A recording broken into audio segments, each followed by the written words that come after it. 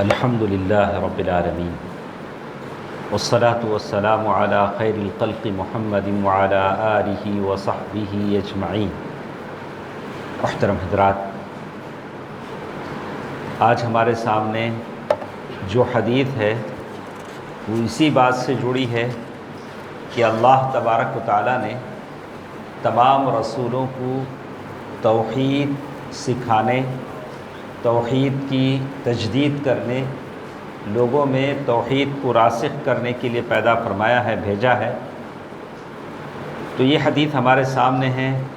وعن عائشہ رضی اللہ عنہا ان رسول اللہ صلی اللہ علیہ وسلم قال انی ارسلت بحنیفیۃ سمحہ اخرجہ احمد۔ ام المؤمنین عائشہ رضی اللہ عنہا، جو اللہ کے نبی صلی اللہ علیہ وسلم کی وہ بیوی تھیں جن کے بارے میں اللہ کے نبی صلی اللہ علیہ وسلم سے پوچھا گیا کہ اللہ کے نبی صلی اللہ علیہ وسلم، عورتوں میں سب سے زیادہ آپ کی محبوب کون ہے؟ تو کہا کہ میری بیوی عائشہ۔ اور عائشہ رضی اللہ تعالی عنہ سے کہا کہ تو دنیا میں بھی میری بیوی ہے اور آخرت میں بھی میری بیوی ہے۔ ام المؤمنین عائشہ رضی اللہ تعالی عنہ، جن کو خواب میں اللہ کے نبی صلی اللہ علیہ وسلم کو بتلایا گیا کہ یہ آپ کی بیوی ہوں گی۔ ام المؤمنین عائشہ رضی اللہ تعالی عنہ وہ خاتون ہیں جن کو آسمان سے برات نازل ہوئی، کہا کہ یہ پاک ہیں، طاہرہ ہیں، عفیفہ ہیں، اور قیامت تک کے لیے قرآن مجید میں آیتیں نازل کر دی گئیں، ان الذین جاؤوا بالافک عصبۃ منکم لا تحسبوا، یعنی کہا کہ ام المؤمنین عائشہ رضی اللہ تعالی عنہ پر جو چیز بہتان لگا ہے اور غلط الزام لگا ہے۔ جبکہ آج کے زمانے میں بہت سارے ایسے ہیں، رافضہ ہیں، شیعہ ہیں، اسی بات کو دہراتے ہیں، اور ہم مسلمانوں میں بھی ایسے بہت سارے ہیں جو ان کی سپورٹ کرتے ہیں، تائید کرتے ہیں۔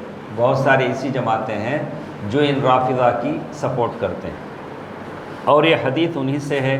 کہتی ہیں ان رسول اللہ صلی اللہ علیہ وسلم قال، اللہ کے نبی صلی اللہ علیہ وسلم نے فرمایا انی ارسلت بحنیفیۃ سمحہ، اللہ تبارک و تعالیٰ نے مجھے یکسوئی والا دین دے کر بھیجا ہے۔ حنیفیہ، یکسوئی کا معنی ہے جو یکسوئی کے ساتھ، یعنی شرک سے ہٹ کر بالکل توحید پر مبنی ہو، ایسا دین دے کر بھیجا ہے جو بالکل شرک کی آمیزش، بالکل شرک سے ہٹا ہوا، شرک سے بالکل الگ تھلگ دین، یہ توحید پر مبنی دین ہے، اس کو کہتے ہیں حنیفیہ۔ حنیفیہ جو آدمی شرک سے بالکل الگ ہو۔ سمحہ، سمحہ نرمی والا دین، درمیانی والا دین۔ نرمی والا دین ایسے ہے جیسے اللہ تعالیٰ نے سورۃ البقرہ میں کہا یرید اللہ بکم الیسر ولا یرید بکم العسر، اللہ تعالیٰ تمہارے لیے آسانی چاہتا ہے، مشکل نہیں چاہتا ہے۔ آپ کھڑے ہو کر نماز نہیں پڑھ سکتے ہیں تو بیٹھ کر نماز پڑھیے، یہ یسر ہے، آسانی ہے۔ اللہ کے نبی صلی اللہ علیہ وسلم نے ایک مرتبہ دیکھا کہ ایک رسی بندھی ہوئی تھی، تو اللہ کے نبی صلی اللہ علیہ وسلم نے پوچھا کہ یہ رسی کیا ہے؟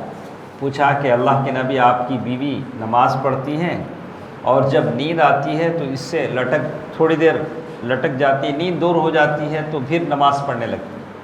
اللہ کے نبی صلی اللہ علیہ وسلم نے فرمایا کہ دین اتنا مشکل نہیں، نیند آئے تو سو جاؤ، نیند آئے تو سو جاؤ، لیکن اتنا مشکل ہو کہ عبادت کرنے کی ضرورت نہیں، جتنا تم کر سکتے ہو کرو، اللہ تعالیٰ تمہیں مشقت میں ڈالنا نہیں چاہتا۔ ہمارا دین ایسا دین ہے جسے کہا کہ نرمی والا دین، درمیانی والا دین، جتنے پیسے آپ خرچ کر سکتے ہیں کرو۔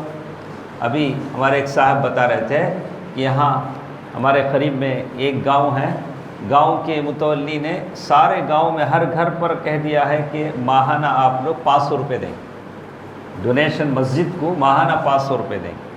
وہاں کی گھروں کی حالت ایسی نہیں، لوگ مجبور ہیں، کسی گھر میں کوئی مزدوری میں جاتا ہے، کوئی نہیں جاتا ہے۔ یہ زبردستی مسلط کرنا ہے گاؤں کے لوگوں پر کہ مسجد کا خرچہ آپ کے گھر سے چلائیں گے، چاہے آپ دے سکیں نہیں دے سکیں، آپ گاؤں میں رہتے ہیں، آپ کو دینا پڑے گا۔ تو میں نے کہا یہ تو ظلم ہے، یہ تو ظلم ہے۔ کتنے گھروں میں ایسے کمزور لوگ رہتے ہیں جس میں کوئی کمانے والا نہیں ہوتا ہے، تو آپ ہر گھر سے یہ کیسے مسلط کرتے ہیں کہ ہر گھر سے ماہانہ منتھلی 500 روپے آپ دیں کہ ہم مسجد چلائیں؟